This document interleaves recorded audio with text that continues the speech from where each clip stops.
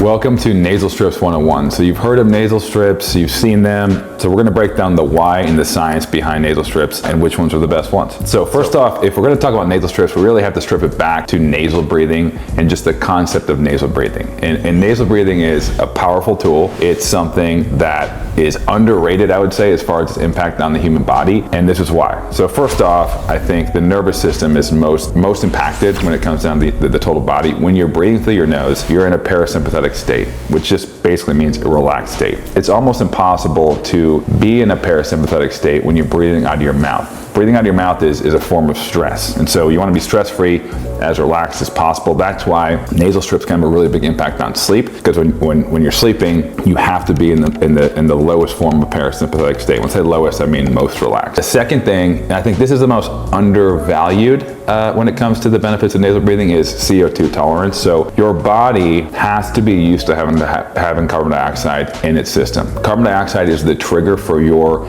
desire to breathe, right? And so when you're breathing out of your mouth consistently, especially in sleep, you're getting rid of all your CO2, which seems like a good thing. When you're running or doing something really hard, you want to get rid of as much CO2 as you can because it's building up in your system. When you're sleeping, you actually want to be breathing out of your nose so you have a small amount of CO2. That's going to create CO2 tolerance. Your body, in the future, when it's exposed to carbon dioxide, when you start sprinting and those levels of CO2 start to rise, your body is comfortable with having that level of CO2. It's able to use more oxygen and actually be more relaxed in a stressful scenario. So in a weird way, breathing through your nose at night is actually a way to increase your endurance and train yourself to be better during the day. The third thing is nitric oxide production. So the friction in your nose actually creates nitric oxide that you breathe down into your lungs, relaxes your cardiovascular system, really allows you to relax your cardiovascular system from the inside out. And what I mean by that is from a physiological perspective, not like relaxation like the nervous system. It actually opens up your blood vessels, allows less resistance through the arteries, through your blood vessels for the heart to pump, and that's needed, especially at nighttime. The last one is better sleep and recovery. So about 75% of people have some sort of deviated septum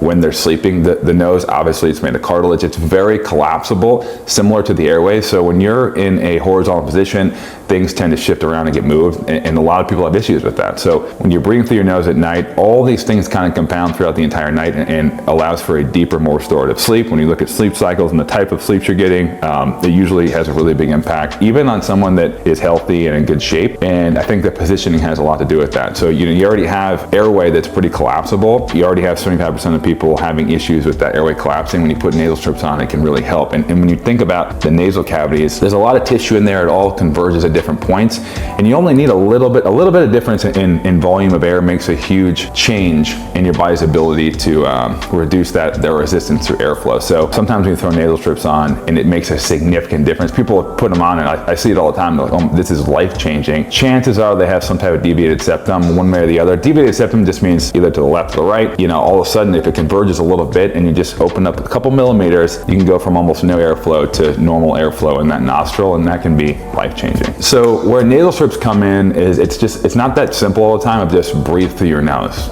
There's a reason people aren't breathing through their nose, especially when they're sleeping. Like when you're breathing through your nose and you're not thinking about it, like a great nasal breather, there's a couple things. You have like the psychological component, and you also have the physical component. A lot of times, psychologically, when people are mouth breathers, they're breathing out of their mouth. Their brain is trained to breathe out of their mouth, and it takes a while to retrain that situation. And the other half of that is actually like the physical resistance, and this is where the nasal strips can come in, and then it helps you train the other side. So like I just said, like when you have deviated septums, you have airways and soft tissue that move around, especially when you're laying down. It makes sense that those can become congested, they become restricted, and it creates a ton of friction. So if you're dealing with resistance and friction through the airway, your natural reaction is going to be to breathe through your mouth. You pop on a nasal strip, all of a sudden you reduce that resistance by a lot, and then you can start training yourself to only breathe through your nose over time. And sometimes pairing up mouth tape is a good way to train yourself. I don't want to say force yourself, but it's a gentle reminder. Like we have the stretchy dream strips. That's a good combination to start to retrain your body how to breathe through its nose. Okay, so how do nasal strips work? They work pretty simply. Essentially what what it is it's a spring,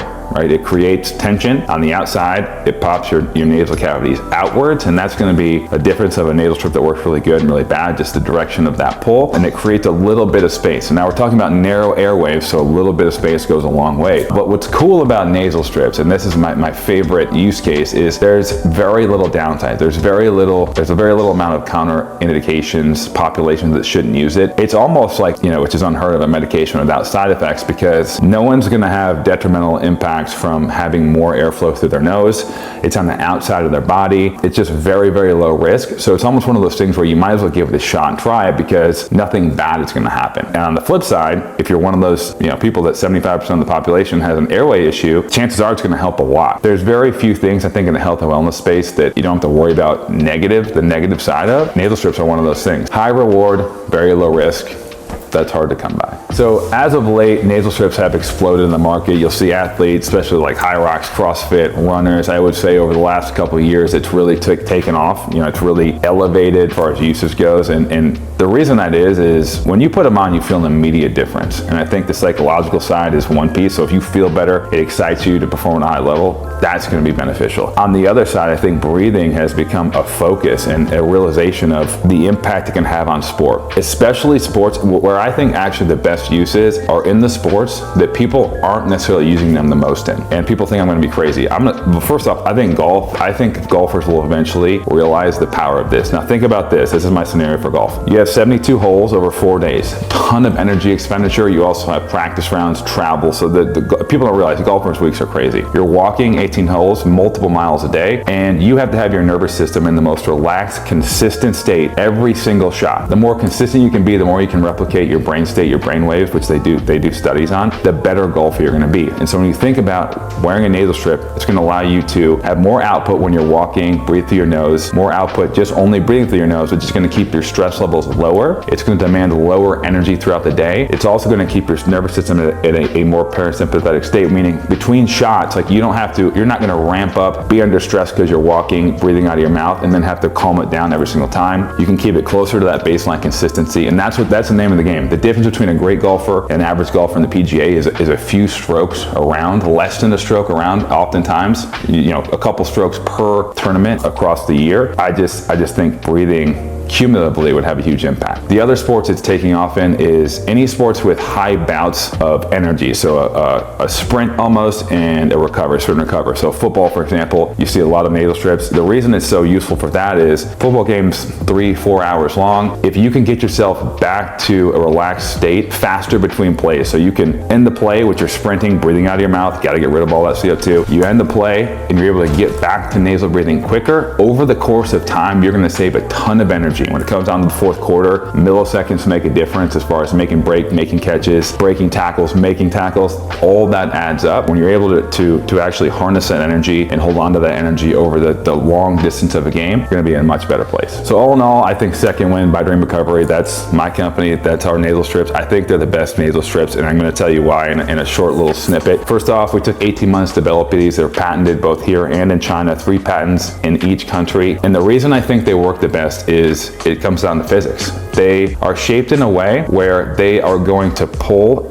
without getting too nerdy down the physics, it's obviously going to pull in an arc. It's in a circular fashion just because the way the spring's set up. Most nasal strips are anchored at the bridge of your nose. Ours are not anchored at the bridge of their nose, so it's going to create a much more shallow arc that pulls perpendicular directly out from your nasal cavities, and that's going to create more space in the place you want it. A lot of them are actually anchoring themselves to the nose, which isn't going to create any dilation. We're able to get the most dilation with the smallest form factor. Our nasal strips are by far the smallest, and that's because all the spring, all the energy is going directly where you need it. It's not being wasted by being stuck to your entire bridge of your nose, and that's the reason why they have a significantly different look, much more subtle. But when you compare them side by side to even the extra strength in other brands, it's not close because it's actually straight up dilating the area you need. It's not just sticking to your entire nose, taking up all that space. So when it comes to adhesive, we have a custom formula in the United States. So it's a US based, they're the highest grade. It's called Henkel's, the company, but it's the highest grade adhesive company. It is the safest, the most non-irritant for your skin. It's the best of the best when it comes to adhesive. We did not compromise on any of our materials, and I think that's the biggest difference. Like, there's some things that could work okay, and it's twofold. What's the safest for your skin, and what's gonna stick the best and